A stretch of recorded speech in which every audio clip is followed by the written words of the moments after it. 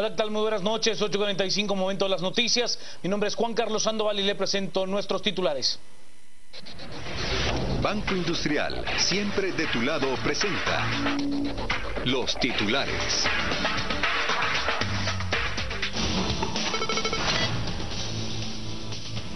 José Efraín Ríos Montt será evaluado psiquiátricamente en un centro asistencial privado y ya no en el Federico Mora. Según UNICEF, 60 niñas y niños guatemaltecos son detenidos diariamente en la frontera sur de los Estados Unidos por inasistencia, especialmente del Partido Patriota y del Partido Líder. No se conoce en tercera lectura los cambios a la ley electoral y de partidos políticos. Campesinos reunidos en el CENOC anuncian protestas para este miércoles en apoyo a la CICIG y el Ministerio Público y en demanda de la renuncia del presidente. Más de 2.000 migrantes provenientes de África han fallecido en lo que va del año intentando pasar el mar Mediterráneo. Banco Industrial, siempre de tu lado, presentó los titulares. Comencemos con las noticias, y es que el general retirado José Efraín Ríos Montt será evaluado psiquiátricamente en un centro asistencial privado y ya no en el Hospital Nacional de Salud Mental Federico Mora. Luego que los abogados defensores del general retirado José Efraín Ríos Montt lograran evitar que este fuera trasladado al Hospital de Salud Mental Federico Mora, el Tribunal B de Mayor Riesgo ordenó que el ex jefe de facto se trasladara al Sanatorio Privado Los Pinos, donde se le practicarán las evaluaciones mentales por parte de un médico del Hospital San Juan de Dios, uno del Federico Mora y uno del INASIF. Ellas deberán rendir un informe final el 18 de agosto cuando se lleve a cabo la nueva audiencia que se lleva en contra del general Ríos Montt. Tiene que venir en el curso de la tarde o mañana. Él va a estar acá, entiendo que son 10 días. Es el tiempo provechado para la evaluación, ¿verdad? Bueno, por el momento que descanse, porque el estrés de estar encerrado en una ambulancia y la bulla y todo, pensaría, y no les puedo decir exactamente, pero creo que las evaluaciones comienzan pues, mañana por la mañana o hoy en la tarde, ¿verdad? Pero no les puedo dar seguridad, eso no es. Pues yo no lo he visto más que en la entrada, se ve estable, pero estaba un poquito inquieto, metido en la ambulancia, me imagino que está encerrado ahí adentro, ¿verdad? Cualquier persona que esté encerrada en un lugar tan pequeño va a tener ese tipo de situaciones. Y ahorita pero puedo decir que está estable, ¿verdad? La evaluación se llevará a cabo a partir de este 5 de agosto, al menos durante 8 días. En el oriente del país, las fuerzas de seguridad desarticularon a una banda de sicarios y extorsionistas conocidos como los Ruines. Agentes de la Policía Nacional Civil y fiscales del Ministerio Público realizaron 22 allanamientos en el Serinal Barberena Santa Rosa en busca de desarticular una estructura dedicada a cometer extorsiones, asesinatos y robos. El secretario del MP, Carlos Alberto Ruiz, informó que se logró ejecutar 10 órdenes de aprehensión en contra de presuntos miembros de la red criminal denominada Los Ruines. Fueron 10 aprehendidos, un menor de edad, un arma de fuego, bolsas de marihuana, celulares, los cuales... Aquí está la lista o el recuento de las personas que son aprehendidas el día de hoy, así como las personas que están en flagrancia derivado de la droga que se incautó en los inmuebles. Un llamado también a la población de las cercanías de estos lugares que se mencionaron, porque se tiene conocimiento de asaltos a turistas en la Laguna del Pino, y algunos temas ahí que muchas personas pudieron haber sido afectadas, pero por el miedo a denunciar no lo han realizado. Así que nosotros esperamos ahí cualquier denuncia de la población. Las investigaciones en contra de esa agrupación se iniciaron en mayo del 2014, luego de que la Fiscalía del MP de esa localidad recibió denuncias por 4 asesinatos en el área. Y eran personas que dentro de lo que es la investigación fueron objetos de algunas extorsiones, y al no pagar las extorsiones pues se derivan, digamos, el asesinato de los mismos. Todos estos extremos se están investigando para poder, digamos, ya presentar un caso concreto. Los detenidos son señalados de los delitos de asesinato, asesinato en grado tentativa, homicidio, conspiración y asociación ilícita. Las noticias nacionales son presentadas por Azúcar de Guatemala. Sigamos con las noticias. Según Naciones Unidas, cada día se detienen en la frontera sur de los Estados Unidos unos 60 niños, niñas y adolescentes guatemaltecos. Según UNICEF, más de 50 niñas y niños guatemaltecos que viajan a Estados Unidos son detenidos en la frontera con ese país. Las cifras que nosotros tenemos oficiales es que están deteniendo 34 niños diarios en Estados Unidos en frontera con México, y en México están deteniendo 26 niños todos los días, es decir, 60 niñas y niños guatemaltecos que viajan solos, no acompañados hacia Estados Unidos, que están migrando, son detenidos cada día. Pero estos 60 niños que detienen es solo un síntoma que muestra cómo cientos emigran al norte para buscar el sueño americano. Por cada niño detenido, normalmente los estudios dicen que hay 4 que no fueron detenidos. Entonces estamos hablando de que 300, al menos 300 niños están saliendo de este país todos los días, no acompañados, hacia México y Estados Unidos. Sin duda, estos 300 niños que todos los días salen del país, 300 adolescentes, la mayoría están entre los 13, 14, 15, 16 años, son el capital humano más preciado, porque son niños y adolescentes que han estudiado primaria, son niños y adolescentes y niñas que tienen ganas de vivir, son muy inteligentes, son muy astutos y son muy valientes. Estamos perdiendo a lo mejor de este país. Como respuesta al informe presentado por UNICEF, el Ministerio de Relaciones Exteriores de Guatemala anunció el lanzamiento de una campaña de concientización que busca contrarrestar la migración de niños y niñas hacia los Estados Unidos. Según las autoridades de Cancillería, la campaña busca advertir sobre los peligros que se han recrudecido en la ruta hacia suelo estadounidense.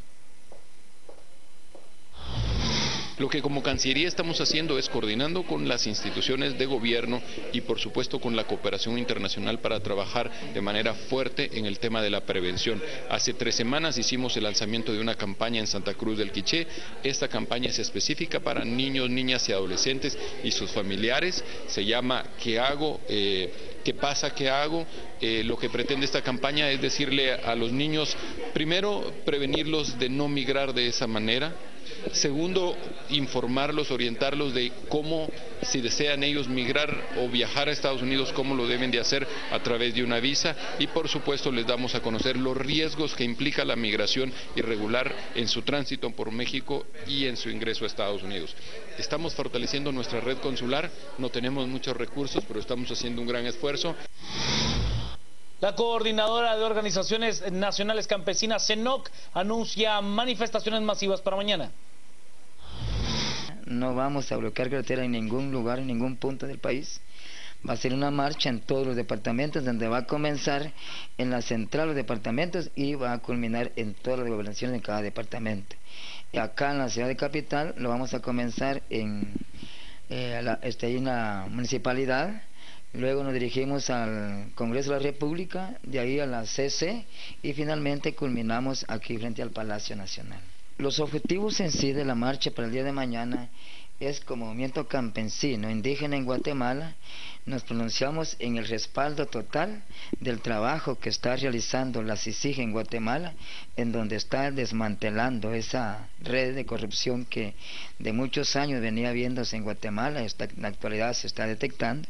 También así el apoyo en sí de las organizaciones y del sector campesino al MP, en este caso al Ministerio Público, y luego pidiendo también la renuncia al actual gobierno, que lo sabemos todo, ¿verdad?, que está siendo señalado por la Comisión Internacional contra la Impunidad en Guatemala, y también pidiéndole la renuncia a los jueces y magistrados de la Corte Suprema de Justicia, también la renuncia de los 158 diputados del Congreso. Las noticias nacionales fueron presentadas por Azúcar de Guatemala. Pausa, al regresar más noticias, quédese con nosotros, estamos a las 8:45.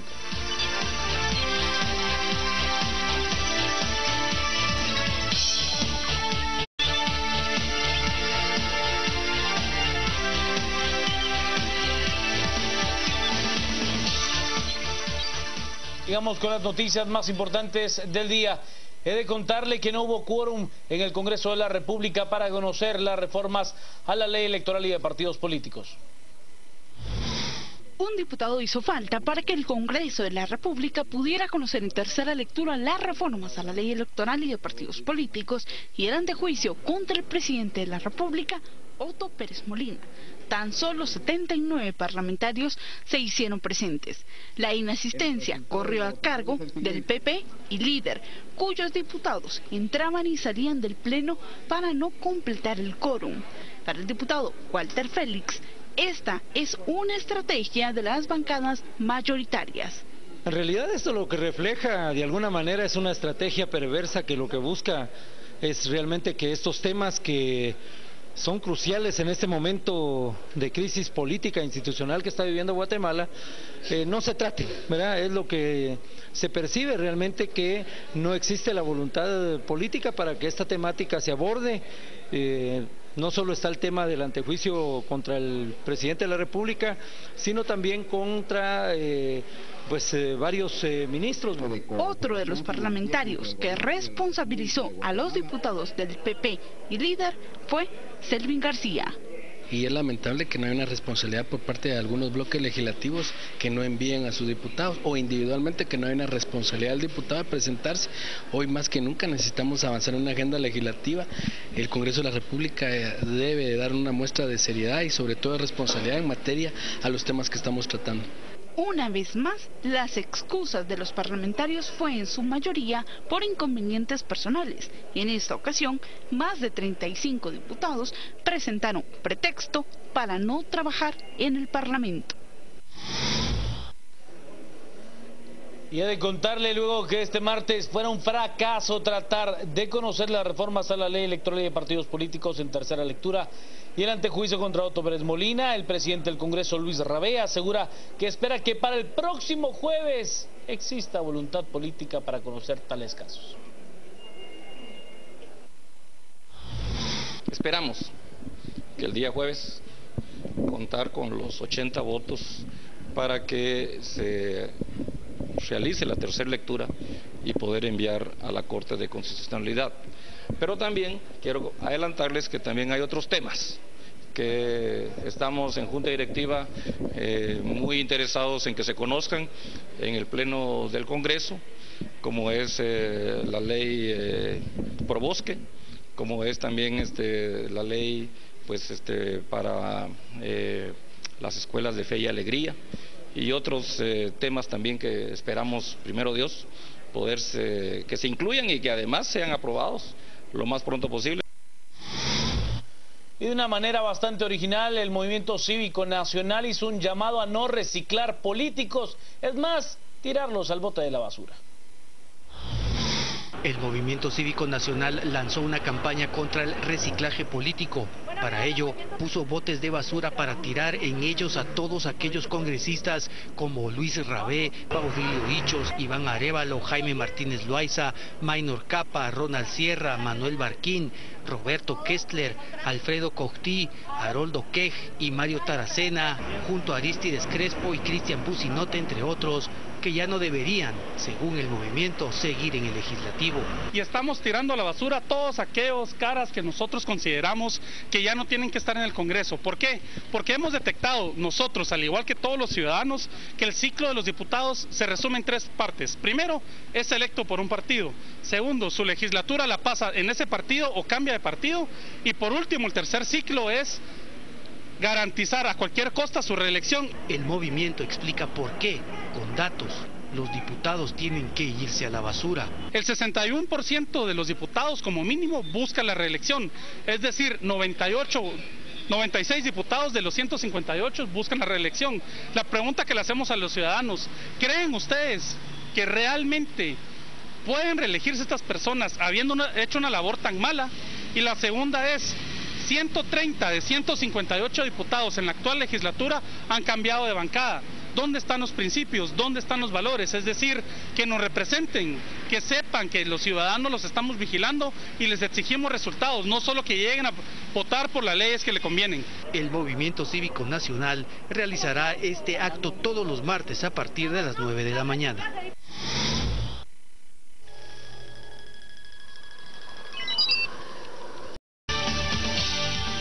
tal, amigos televidentes? Buenas noches, bienvenidos un martes más a las 8:45. Le vamos a presentar el primero de los temas que hemos seleccionado para usted y que no podía ser otro que las reformas esas que nunca llegan a la ley electoral y de partidos políticos. No sé cuántos años discutiendo en el Congreso, todos los diputados que se han sentado aquí estaban de acuerdo en hacer reformas, todos decían que ellos las iban a hacer. El caso es que ahora no solo no las hacen, sino que ni siquiera van al Congreso a votarlas, a discutirlas, y se pierden. Los culpables, sustancialmente, las bancadas del Partido Patriota en el gobierno y la bancada líder aspirante al gobierno.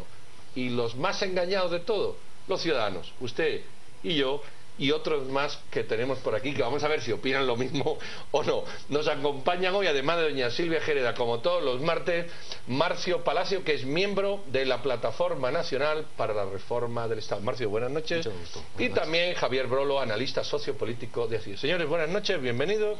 Doña Silvia, al tema de la ley electoral. Pedro, bienvenidos. Yo quisiera iniciar el día de hoy haciendo una reflexión y un análisis. ¿Qué es lo que está pasando en el Congreso? Realmente la ciudadanía ya nos perdimos. Se hizo una propuesta seria, muy coherente, que tenía un clamor de la sociedad civil. Hemos visto pasar las semanas y que el Congreso de poco a poco ha ido creando lo que yo llamo un pequeño Frankenstein o un monstruo de 1000 cabezas, que es realmente lo que hoy día se está discutiendo en el Congreso y cómo esta ley ha sufrido una metamorfosis. Si quiere, comenzamos con usted. Muchas gracias, bienvenido. Muchísimas gracias, muy buenas noches. Nosotros vemos desde la Plataforma Nacional para la Reforma del Estado, que aglutina a más de 130 organizaciones, mucha preocupación y mucho repudio. Preocupación, ¿por qué?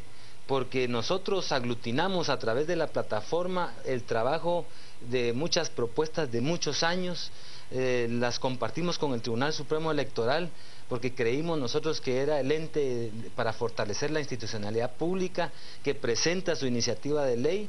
Eso va al Congreso, de primero se empantana, porque nosotros exigimos que se asumiera como urgencia nacional, lo cual fue imposible. Se configura una comisión de asuntos electorales que la diluye porque la fusiona con la 4783 que ya tiene dictamen de la Corte, la fusiona con las propuestas de las mesas de reforma del 2012, y ahí se evidencia totalmente una clara falta de voluntad política, fundamentalmente a través de una alianza maquiavélica de partidos políticos que no ven y que no quieren canalizar las demandas sociales.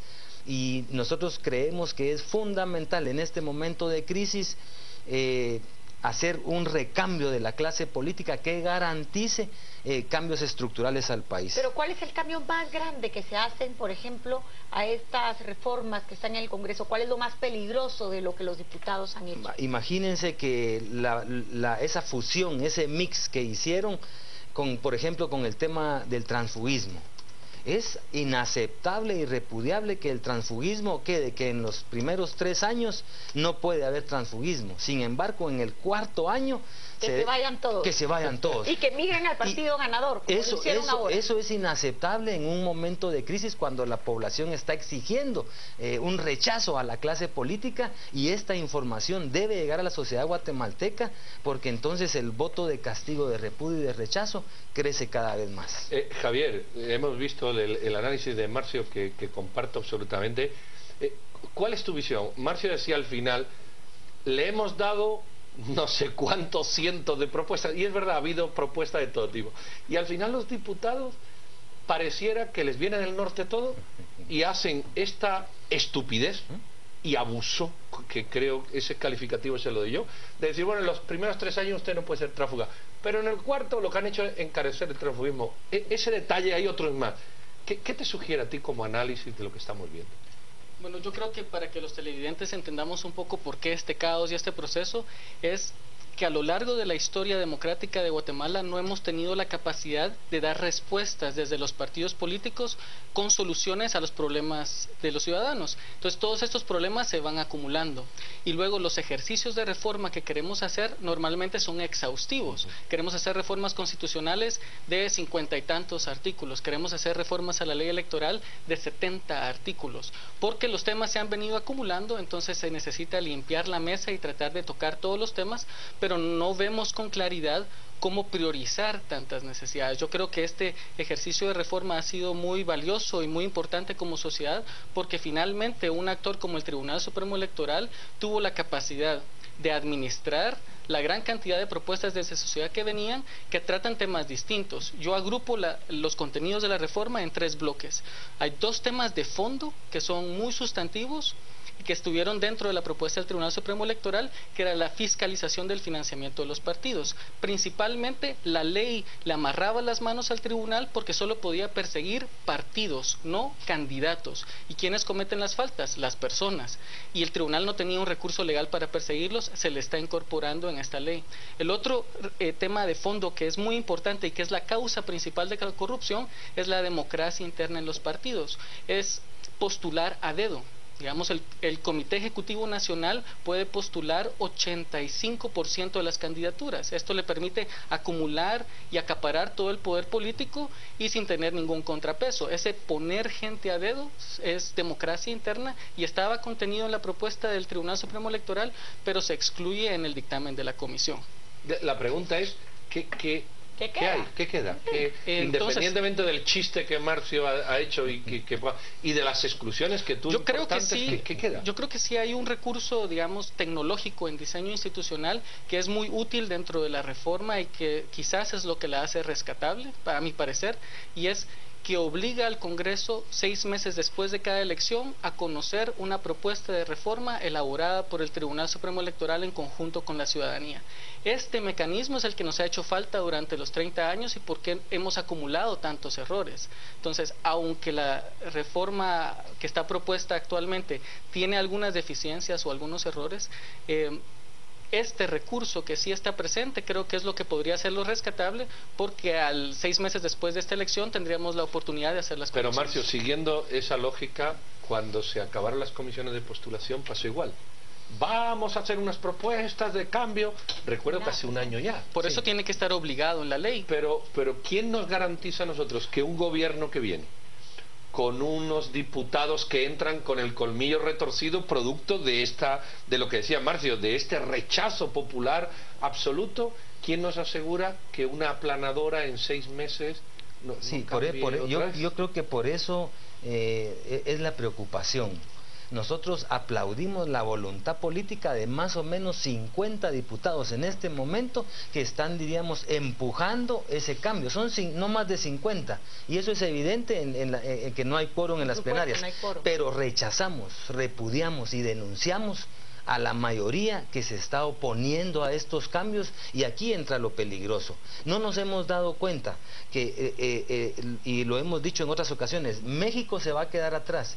Esa indignación que se canaliza en la población, nosotros que tenemos contacto en todos los departamentos, la gente está cansada, está agotada, y esto puede generar violencia electoral, porque el descontento en estas condiciones, no queremos elecciones, es lo que la gente está proclamando desde marzo, que reformas ya. ¿Cómo hacemos cuando los guatemaltecos estamos sujetos a esa mayoría perversa que usted menciona? ¿Qué hacemos como guatemaltecos? Si al final esa mayoría perversa que no vota, que no acude al Congreso, que es parte del patriota, que es parte del líder, simple y sencillamente es la que manda y domina en este país. Es un gran peligro, porque si todo sigue así, y si las elecciones, diríamos, no hay diríamos, una propuesta en función de que el tema es, si seguimos así y vamos a las elecciones, ese 70% de indecisos y que gane, como en otras ocasiones, con acarreados, no con informados, eso va a crear una crisis de legitimidad, un rechazo al próximo gobierno. O sea que la crisis de legitimidad no se agota ni con la primera ni con la segunda vuelta. Entonces, ¿qué hacer? Yo creo que un llamado a la movilización social, un llamado a la articulación, un llamado a la incidencia, a la presión. Estamos hablando entonces que las marchas deberían de dirigirse al Congreso de la República. Al Congreso, sí, a la Corte y a otros lugares. Yo creo que también esa situación tiene mucha responsabilidad en la dirigencia política y en la dirigencia social que sepa darle claridad a la sociedad y canalizar su descontento. El descontento evidentemente es generalizado, pero muchas de las propuestas que se hacen y que se hacen evidentes en la propuesta que incluso el Tribunal Supremo Electoral hace, es que hay falta de claridad de cuáles son las prioridades que se deben atender, porque varios de los temas que se están tratando de hecho son coyunturales. La prohibición de la reelección, del transfugismo y el voto nulo, por ejemplo, aunque yo no me opondría porque son innovaciones, no son las prioridades, porque el origen de la corrupción es la discreción, es el tomar decisiones a dedo. No importa si yo tengo paridad entre mujeres y hombres, si siguen siendo los allegados, los achichincles o los cercanos a la dirigencia del partido político, van a seguir respondiendo al interés perverso del partido de perpetuarse en el poder, tomar decisiones y excluir a la competencia. Me preguntabas de qué es la garantía. Yo creo que eso es importante porque la garantía que existe en este diseño de obligar a conocer una reforma es que depende del ciudadano, no depende de la promesa del dirigente de la institución o del Congreso. Muchas de las promesas que no son creíbles de que se va a hacer una reforma después y por eso nos obsesionamos con querer hacerlo todo de una vez, es porque la responsabilidad de hacer una reforma posterior siempre ha caído en la institución. En este momento, la propuesta de reforma lo que hace es trasladar esa responsabilidad a la ciudadanía. Si ustedes pueden organizarse, priorizar y dar una propuesta clara, el Congreso tiene obligación de conocerla y mientras más claras sean las propuestas, mientras más precisa sea la demanda, más fácil va a ser poder exigir algo concreto al diputado. A mí eso me suena de buena voluntad y respeto a la buena voluntad, pero me suena lo mismo que aquello de Proreforma. Usted tiene derecho a conocerlo, el Congreso lo conoce en una comisión y lo archiva y dice, bueno, ya lo conocimos. La pregunta es, ¿qué podemos esperar, independientemente de que el análisis sea más o menos drástico, cuando los dos partidos principales, que son el Partido Patriota y Líder, ni van? Es decir, yo creo... se pierden del Congreso. Todo lo que aquí estamos viendo, sea A o sea B, o deba ser A o deba ser B, si los dos primeros sencillamente no van, ¿qué podemos esperar? Yo creo que podemos esperar varias cosas. De primero, que el repudio, el rechazo y la indignación crezcan. Que el voto de castigo se haga evidente, que el abstencionismo, diríamos, se haga también concreto y que la violencia electoral se haga manifiesta independientemente de las fechas. Y yo creo que eso es lo preocupante y esa es la responsabilidad del legislativo, un legislativo que deja mucho que decir. Y entonces yo creo que ante esta situación el Estado va a seguir siendo el responsable de lo que pasa en función. El Estado fue responsable del genocidio, del ecocidio y de esta violencia electoral. Entonces yo creo que esos son los escenarios que nos deben de preocupar en función de que es una clase política que no le cae en cinco lo que está pasando. Y yo creo ahora también hablemos de que prácticamente están exterminando a los comités cívicos y la participación civil de los ciudadanos adentro de la vida política. ¿Qué vamos a hacer cuando estas minorías queden estranguladas por estas personas que están legislando hoy día? Yo creo que algo que nos ha pasado como sociedad es que se nos está acabando el aire, ¿verdad? Y tenemos que entender que estos procesos de reforma son carreras de largo plazo, maratónicas. Entonces, hubo una capacidad de coordinarnos como sociedad para hacer una solicitud clara. Aprueben la reforma que el Tribunal Supremo Electoral está proponiendo. Luego, la comisión viene y se sintió forzada a conocerla, pero ha hecho unos cambios. ¿Qué es lo que vamos a tener ahora nosotros capacidad de coordinarnos para exigir algo claro, en concreto? Y ahí tendríamos que estar de acuerdo en decir, el dictamen que está de la comisión es lo que queremos, porque cuando empieza a haber fragmentación en la sociedad, esto abre la puerta para que el partido político pueda decir, no, lo que hicieron en la comisión pues no es aceptable, y entonces ahí coincido con la parte de la sociedad que me dice, votemos esto y tratemos de hacerlo en la siguiente legislatura. ¿Cuál sería el mensaje al ciudadano? Pero eso ya se concretó. Miren, aquí hay más de 130 organizaciones que se manifestaron en un comunicado la semana pasada, están repudiando lo que está pasando, están rechazando lo que está pasando, están diciendo que en estas condiciones no quieren ningún evento electoral y que exigen cambios ya, y sabemos que el tiempo político es el enemigo. Aquí se está dilatando la cosa, se está pasando, ni llegamos a la tercera lectura, todavía tiene que ir a la corte, tiene que se aprobar artículo por artículo, y yo creo que eso es lo repudiable. La propuesta ya está sobre la mesa, entonces el tema es por qué no quieren pasar la propuesta. No quieren porque sencillamente no les conviene. Se les acaba el negocio. Pero aquí hay como dos escenarios. Uno, bueno, pues que digamos que se aplacen las elecciones, que se posterguen y se hagan los cambios. Pareciera que el tiempo apunta que las cosas no van por ahí, por el tiempo que apremia. Es una opción, pero evidentemente pareciera esto. La segunda es que se celebren unas elecciones. Mi pregunta es, ¿qué decirle a un ciudadano desesperanzado en el sentido de decir, bueno, es que no quieren?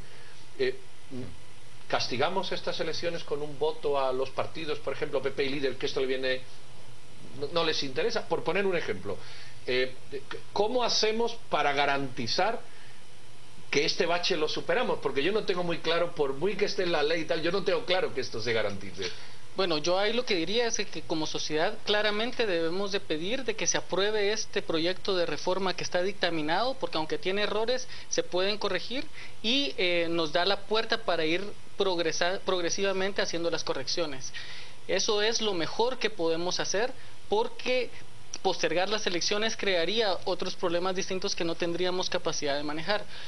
Tener claridad de que se tiene que informar mejor la ciudadanía sobre a quién le va a dar su voto y que tenemos que estar conscientes de que es muy probable que en este siguiente gobierno vayan a tenerse que ejercitar los mecanismos del Estado de coercionar a aquellos que aún estando en fusiones son condenados. A ver, Marcio, aquí hay uno de nuestra audiencia dice: es mejor que no conozcan las reformas y de todos modos son una farsa los cambios, todo es un circo, no seamos ingenuos. Usted que representa más de 120 organizaciones, ¿realmente es ingenuidad lo que se está proponiendo? ¿Vale la pena, aunque sea con todas las de perder y con todo esto que están metiendo, hacer el esfuerzo de ir hacia una reforma? Yo creo que vale la pena, porque lo peor de todo esto es que no pase nada. Y esto va a ser una oportunidad perdida de empezar a hacer un cambio sustancial, estructural, y por eso nosotros presentamos ante el Congreso, después de la iniciativa de ley, un petitorio con 3 puntos que en ese tiempo eran viables. Ahora hay objeción en algunos puntos. El tema del voto nulo es una demanda social. El tema del voto nulo implica rechazo a la clase política actual y quiere nuevos líderes. El tema del transfugismo es ilógico cómo quedó. El tema de los comités cívicos electorales de manera permanente tenía sentido hace un mes. Ahora de 30 y pico el tiempo político se va. Y fundamentalmente entonces nosotros sí creemos que vale la pena. Vale la pena por lo menos hacer el esfuerzo, la lucha, la incidencia, porque si no pasa nada nos vamos a frustrar, va a ser una oportunidad perdida. Un momento histórico que se nos va de las manos. Aunque sea el Herman Münster, pero que creamos a Herman Münster y de ahí en adelante vemos cómo lo arreglamos. Lo que tenemos que tener es claridad de cuáles son los nuevos problemas que tendrían que ser los inmediatamente resueltos después, y esto es que falta la democracia interna y que falta un reordenamiento de los distritos electorales, por ejemplo. Pero si no limpiamos la mesa de todo lo que se ha ido acumulando, no vamos a poder entonces empezar a discutir esos temas de fondo. Como quedan prácticamente segundos, una respuesta sí o no. ¿Ustedes creen que va a haber alguna reforma, la que sea? ¿Se va a aprobar algún documento, el que sea, que se llame reformas a la ley electoral y de partidos políticos? De aquí a la... Nosotros esperamos, exigimos y vamos a incidir para que hayan cambios. Yo creo que sí, y es probable que se apruebe entre primera y segunda vuelta para que sea creíble de que no se van a implementar inmediatamente, que es una amenaza a la capacidad de cumplir esa promesa. Muy bien, Marcio Palacios, Javier Brolo, muchísimas gracias. Ya han visto ustedes. Animen a sus diputados del PP y del Líder a que por lo menos vayan a trabajar, hombre. Si no quieren aprobar, pero que vayan a trabajar, que les estamos pagando todo el mes. Por cierto, usted no cobra cuando se enferma y no va. Nuestro compañero, el señor Sandoval, tiene, Juan Carlos, unas lecturas de los Twitter más interesantes. Gracias, doctor Trujillo. Vámonos ahora a las redes, porque tenemos mensajes respecto a la entrevista que veíamos. Hablamos acerca de los mensajes más importantes que tenemos. En el otro monitor lo veo con gusto. La actitud de Luis Rabé es la más petulante y detestable que haya visto en un presidente del Congreso. Es dedocracia lo que nos dicen también. Debemos unirnos y no salir a votar. Jacqueline, Pepe y Líder quieren perpetuar la impunidad y la corrupción. Esto se alarga se alarga todo lo que ellos quieran, y Rick nos dice y que quieren que el pueblo tome sus medidas y lo saque a la fuerza, y también es un grave error permitir esas reformas porque es una burla. Son parte de los mensajes que tenemos esta noche en cuanto a la comunicación a través de las redes sociales. Sigan nosotros al regresar a una segunda entrevista, estamos a las 8:45.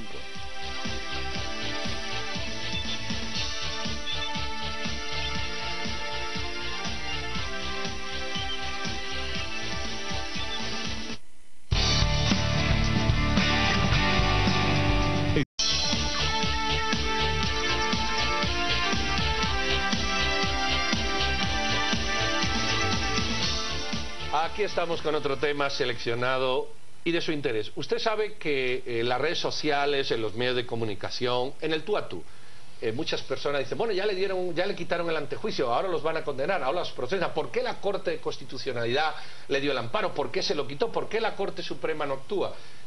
Muchas veces hay una confusión jurídica y de términos que evidentemente no todos dominamos o dominan, y para eso se trata la charla que ahora vamos a tener.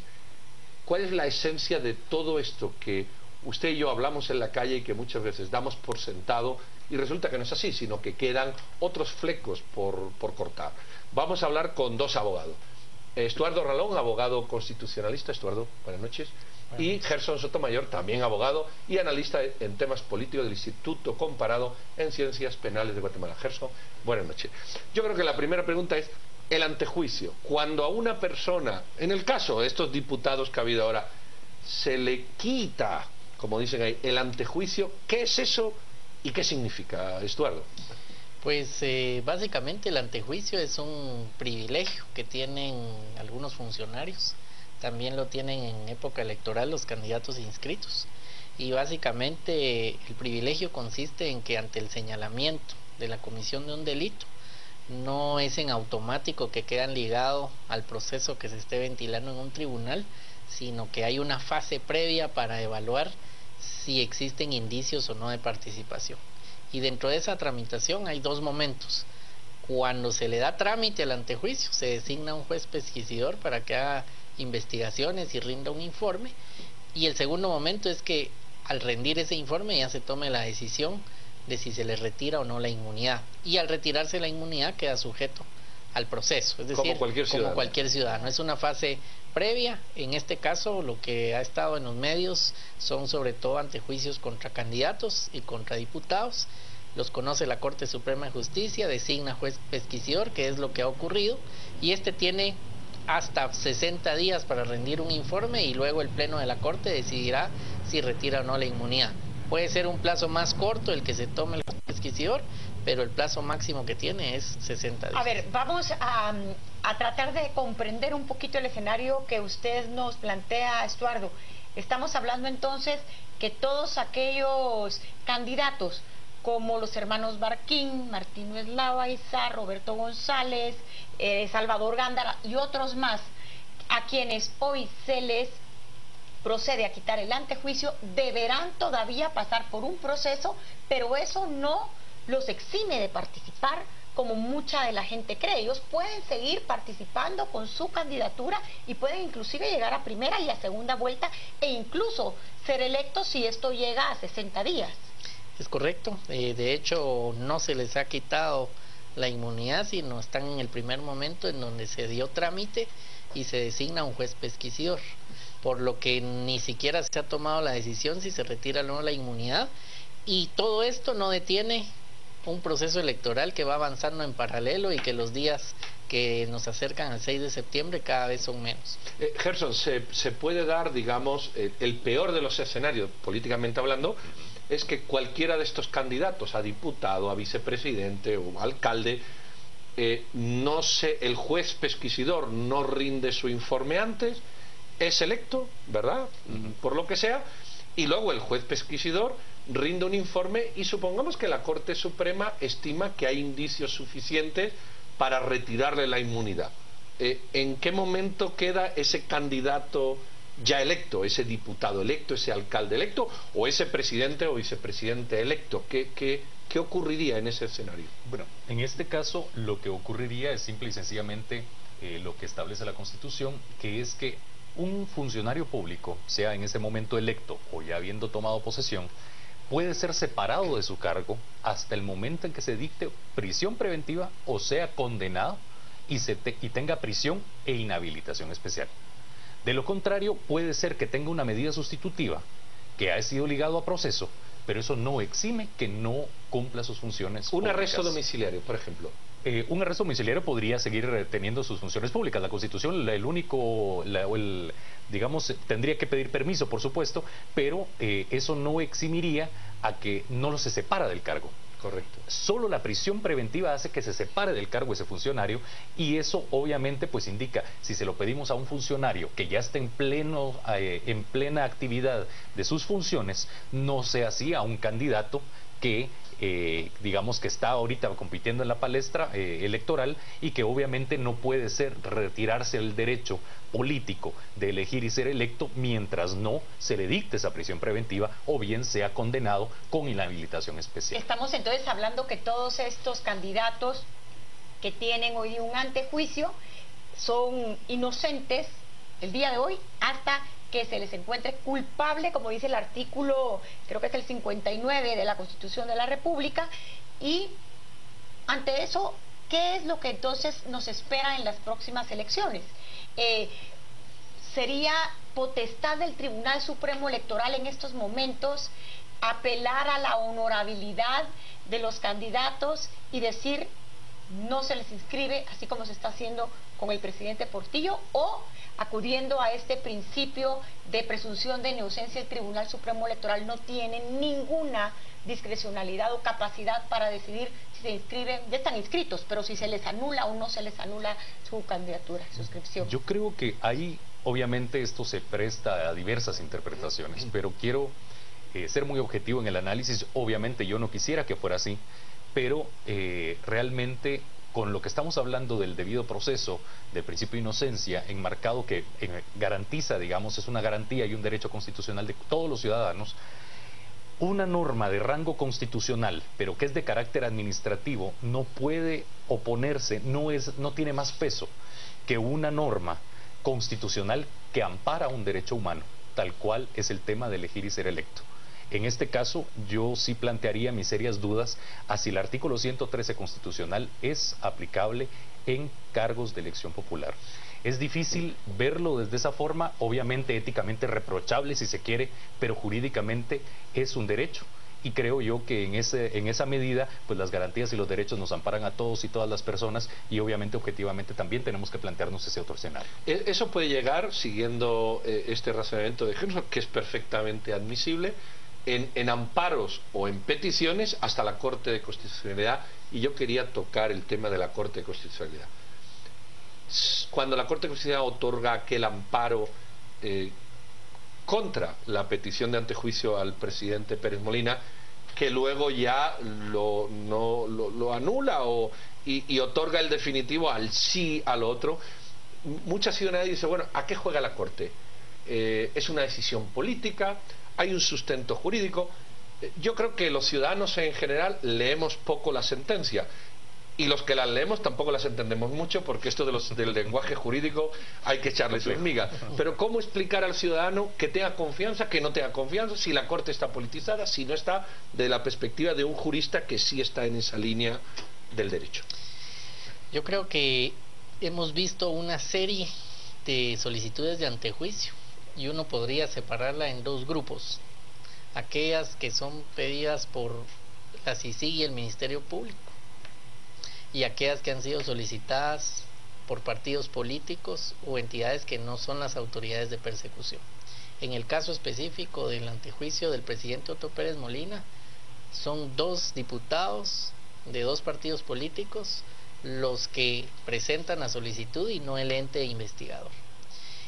Creo que el hecho de que se haya en su momento dado el amparo provisional es un poco porque el origen de los señalamientos eran señalamientos que no venían de las autoridades que tienen a su cargo las investigaciones que ahí se señalaban, tanto el caso de la SAT como el caso del Seguro Social. Y también creo que la sentencia es una sentencia a la que hay que poner muchísima atención y que el Congreso de la República tiene ahora en sus manos en la agenda, porque la sentencia hace una situación muy particular y creo a mi criterio acertada de decir que cuando se plantea la acción de amparo, las diligencias estaban todavía a nivel de la Corte Suprema de Justicia, y cuando se dicta la sentencia ya había avanzado por la revocación de ese amparo provisional a una esfera del Congreso. Entonces, digamos que los hechos ya habían cambiado desde la solicitud hasta la sentencia.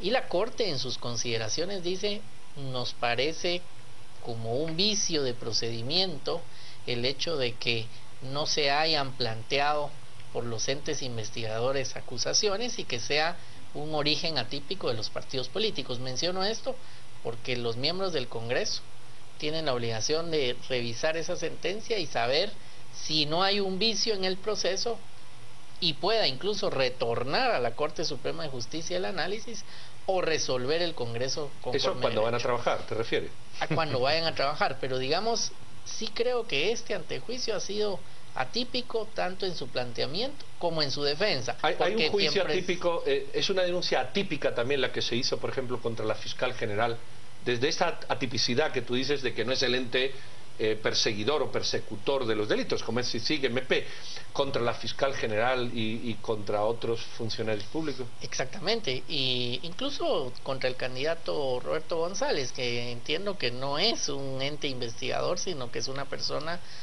particular la que solicita. Algunas asociaciones de juristas llamadas así que han planteado que están ligadas con un partido político. Es decir, también es importante separar cuáles son las de los entes investigadores y cuáles pueden tener un tema político, porque la misma ley de antejuicio establece que ese mecanismo no se puede estar utilizando con señalamientos con intereses políticos.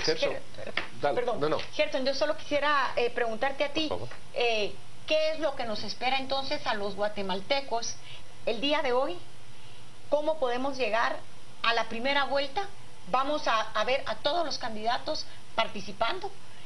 ¿O podría existir la posibilidad de tener en el organismo judicial un acelerado juicio, una justicia pronta que nunca la vemos en Guatemala, pero que pudiera darse y que antes del 6 de septiembre alguna de estas personas fuera condenada? ¿Existe la posibilidad de que de aquí al 6 de septiembre alguno de los candidatos sea condenado y no pueda participar? No, yo creo que condenados definitivamente no. Los procesos penales aquí en Guatemala tienen una duración aproximada de 5 años o más.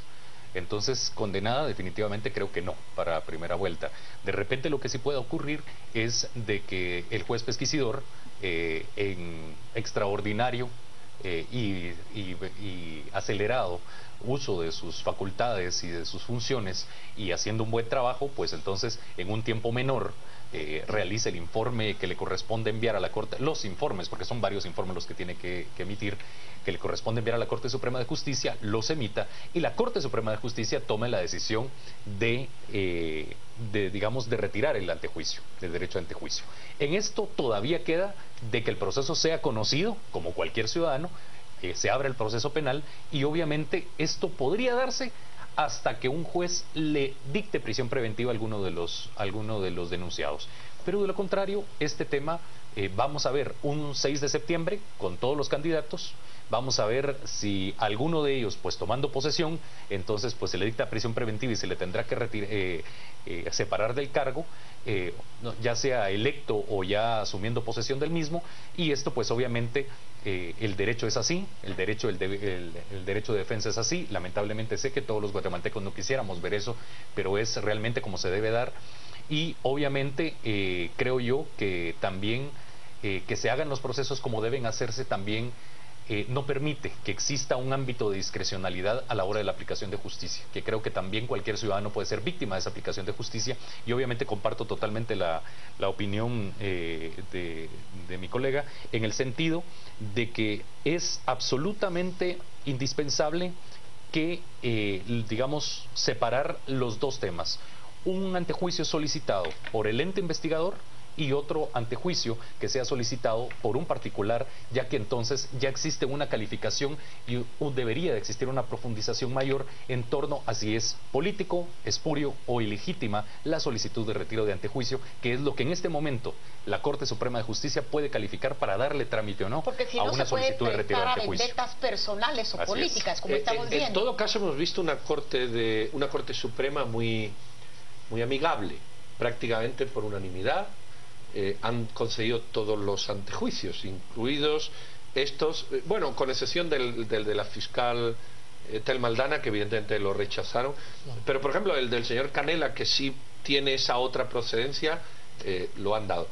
Esto es un juego político, digamos que es una manera de decir, bueno, pues si ponen un antejuicio, ¿por qué no concederlo si hay un juez pesquisidor que a fin de cuentas no va a dar elementos? Es una postura jurídicamente cómoda o cómodamente jurídica, no sé cómo, es decir, o racionalmente jurídica y decir, bueno, pues ¿por qué no? Que lo investiguen.